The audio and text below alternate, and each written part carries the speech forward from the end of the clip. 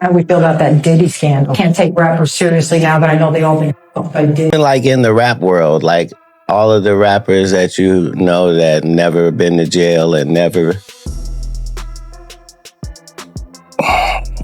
gotten any trouble with the law, but they talk as if their life is opposite of that. Like, those are federal informants, like, you know. You think they're really out there? My friend said to me, rappers, they're all so tough until you hear their real name. Yeah, well, until you see them at a Puffy party. Oh. Then they're not tough no more. I'm surprised that the rap game is still alive because the masculinity that the rappers are supposed to portray. I love everybody, but I love Katt Williams more than I love a lot of people. And that thing is what? Oh, it's getting wicked in Diddy's Kingdom of Secrets. Word is Katt Williams and 50 Cent have a list. A list of rappers tied to Diddy's darkest connections.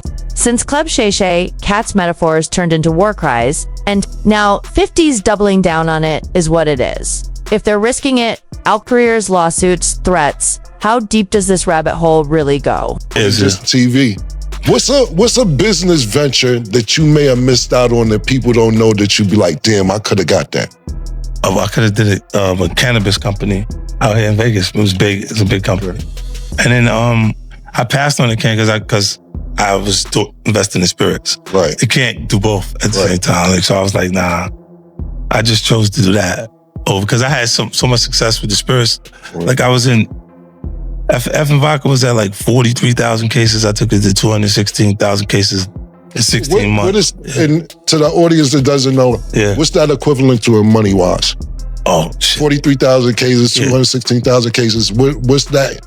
It was like before we parted ways, they gave me 20 million. Right. Right. But and it was that company, and it was on the same model that Puff's deal was with Diageo. Mm-hmm. So like they made that deal to mirror that. Right. So this why I was like, no more Puffy juice. And not because we had no specific beef, but we had a competing product at that point. So if my corner is over here, your corner is over there, I got to make my corner feel cooler. Right. And he wasn't producing any new music or anything new that would make him cooler at that point. So it's like I'll just stay active and keep putting it out there.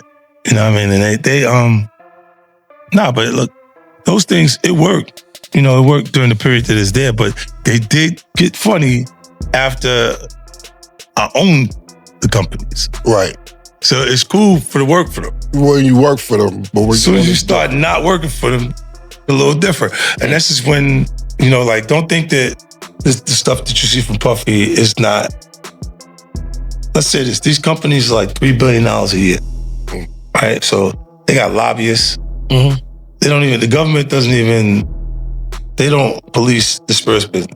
The discus board does, but when they do something wrong, the discus board gives them a fine.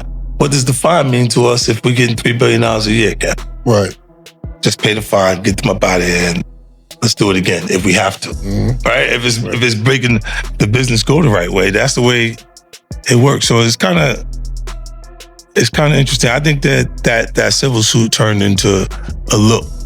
They looked at it like maybe it's a criminal situation. Right. A little early, and it could have been Mm-hmm.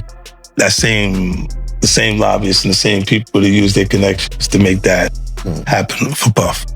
Is that kind of why you was going hard on him the last couple years? Is it because of the liquor situation? Because to be honest, since the situation he's in now, it's kind of like you fell back on him. Was this all over the liquor, or you just said?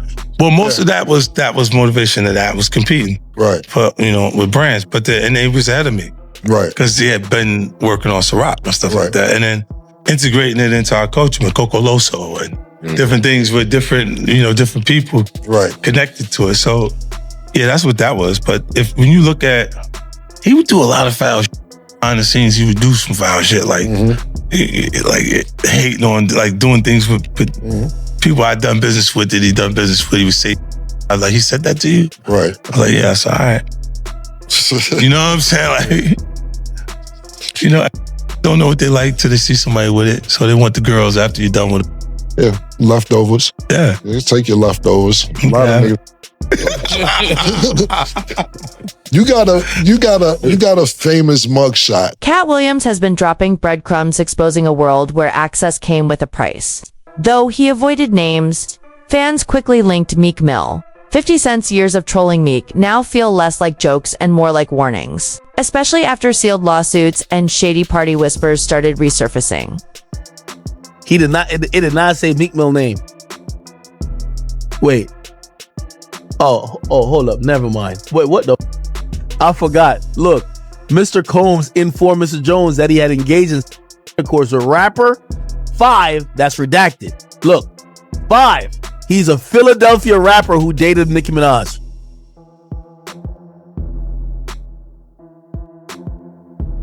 Yo, Meek, we were playing around with that Michael. If you don't, you've been tweeting about everything on planet Earth. If you don't get a Twitter rant saying you about to get Lil Rod killed, you about to shoot up his block, blow his mama's house up, this saying that you and Diddy were fornicating. What the Yes. And I was at this shit. And that shit almost drove me crazy. I pulled up to her crib. I was in that 19 Mercedes. I got this bad bitch from LA. It's so crazy. I'm sitting here checking my thoughts and we getting this money we win. Let's be real. Meek Mill was almost expected to be on that list. But when the game's name surfaced, it shook fans to the core. On Drink Champs. He blamed his brother for clout chasing until Big Face clapped back with a no-deleted pic of Diddy hugging Game. Captioned, "Maybe it wasn't my street credibility." Suddenly, it wasn't just beef, it was a bombshell. And just as the smoke settled, a chilling clip resurfaced Game and Diddy offering drinks to a young Justin Bieber.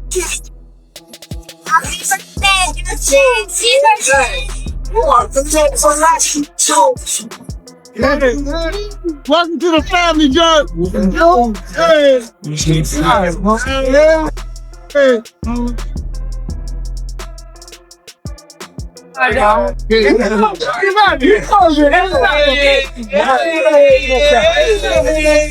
Now, don't get it twisted. This alleged list isn't just for male rappers. Katt Williams, 50 Cent, and the ever-unfiltered Jaguar Wright suggest Mary J. Blige sits right at the top. Jaguar claims Mary wasn't just Diddy's protege, she was his enabler. Even his partner in the shadows of Bad Boy's prime. Katt once hinted, some queens of hip-hop knew what went down, and stayed silent because they were in on it. Oh, we're talking about Mary J. Blige. Yes, Mary J. Blige. That's what I'm talking about. She liked to talk about me behind my back. I'm gonna talk about you to your face. How about that? If I'm lying about anything I said about you, you closeted freak.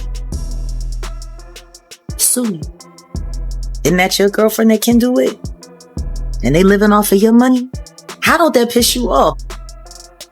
How didn't that damn Lifetime Achievement Award piss your ass off? Because the reason why you was doing that show is so that you could get that money up to pay Kendo. And they talk about how mean you are on Power and what a great acting job you doing. You ain't acting yourself.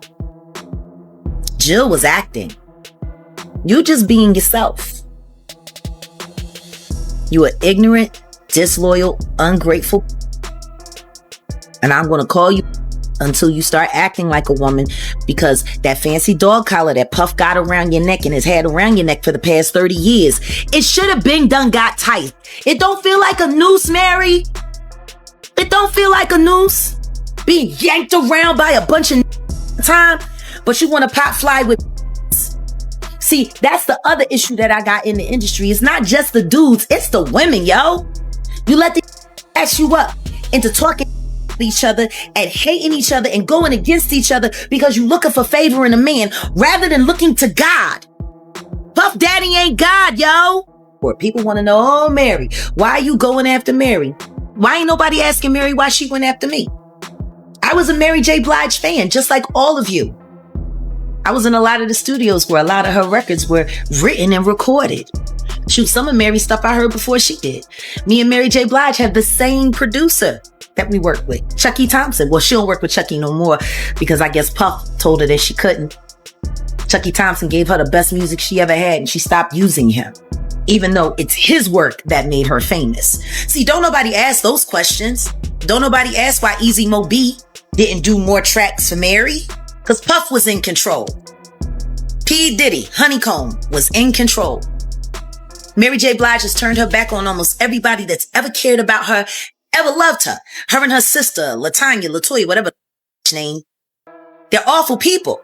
Y'all just don't know it. But the whispers around Mary J. Blige don't stop at Diddy. They get darker when Tupac enters the frame. Desiree Smith, Pac's ex, resurfaced in a bombshell interview claiming Pac didn't just hook up with Faith Evans, but also Mary J. Blige. In her words, it wasn't rumor, it was real. And suddenly, the web around Diddy, Mary, and Pac feels a lot more tangled.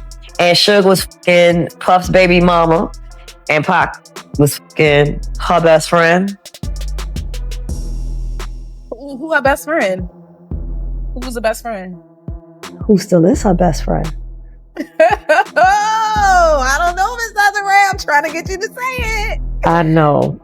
But Would she's in. Was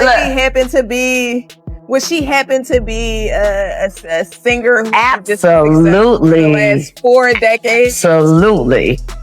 And would this singer happen to have an album titled My Life? Absolutely. You got it.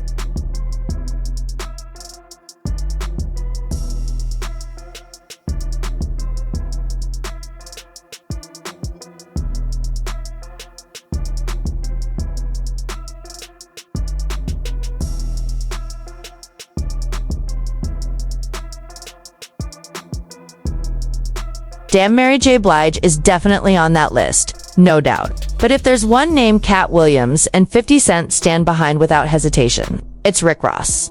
Ross and Diddy go way back business deals, shirtless, mansion parties, and over-the-top brotherhood. But fans keep asking, why is Diddy always that hands-on with Rose? And why does their bond feel a little too loyal?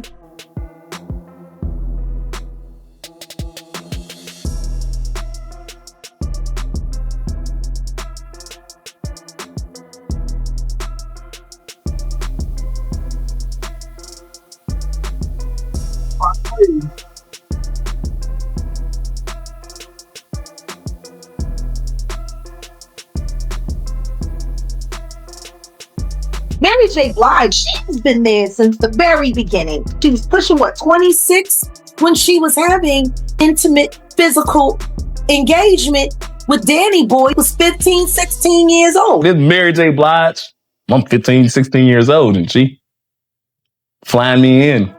And you know what it is when a girl back up on you and you young. Allegedly, one of those tapes that Courtney Burgess say that he never saw was with Diddy, a very 16-year-old and a very 26-year-old Mary J. Blige. Mary J, Danny Boy. Danny Boy back then, he looked like he was about 16. They both was out. Dudes that she was messing around with that was in the industry, was they R&B singers or producers or? Producers and singers. 2 guys with 1 girl, it's a little questionable to me. And it's a lot of people that can say that they've done it, but it's a lot of people that it's a habit for them. So what do you think, Will? These names step up and testify or stay silent and protect Diddy's empire from the inside? Drop your thoughts in the comments below. And if you're digging the truth we bring, hit that subscribe button and stay locked in for more. Until next time, fam, keep it real.